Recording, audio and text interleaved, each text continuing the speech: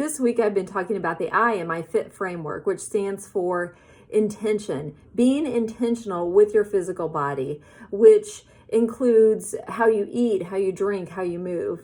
And this is hard sometimes, isn't it? I mean, we don't always get that right. The care for our physical body, our needs, they change. We have to stay intentional with it.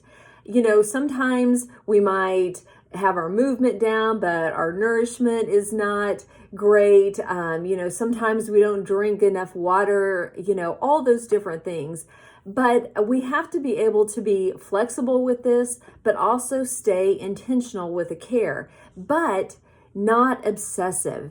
And that's where the problem comes in when we get focused on diets and all of those different things that have us focusing on numbers on a scale, calories, step counts, things like that. We become obsessive, and we don't want to be obsessive in this area, but we do have to be intentional. And that means we start focusing on the body we have right now, not the one that we had several years ago, not someone else's body, not allowing someone else to speak into our lives who doesn't know anything about our bodies. But we have to focus on our body, on our unique body, the one that God gave us, the one that He entrusted to us, the one that He created, and He didn't make mistakes. But it does require us to get in connection with our own body, to really listen. That requires becoming a detective of what works for you, of what kind of movement you find enjoyable and one that you can do, how you can eat in a way that provides satisfaction and nourishment.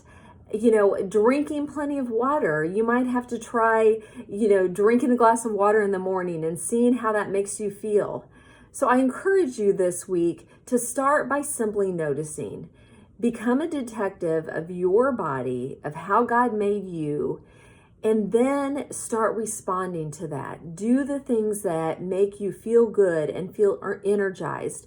And certainly there's no problem in asking for help, but make sure you get help from someone who helps you get to know you and not tries to give you a one-size-fits-all plan, because it just doesn't exist. I want you to embrace your age and stage of life, and that starts with getting to know yourself and then responding to that. Take some time to do this, because if you do this work, you will start living fit and free.